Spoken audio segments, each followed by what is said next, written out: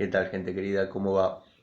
Bueno, este es un video cortito para Instagram, para charlar un poquito sobre el tema de la Coupé Fuego. Yo había hecho el video largo para Facebook, pero bueno, acá en Instagram se sube solo un minuto, o yo no lo sé usar todavía.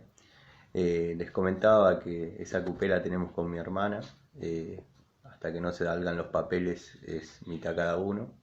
Yo lo que hago, la pongo en marcha, la reviso cada 15 o 20 días, le cargo la batería, que esté funcionando como corresponde. Eh, es una linda coupé, muy original.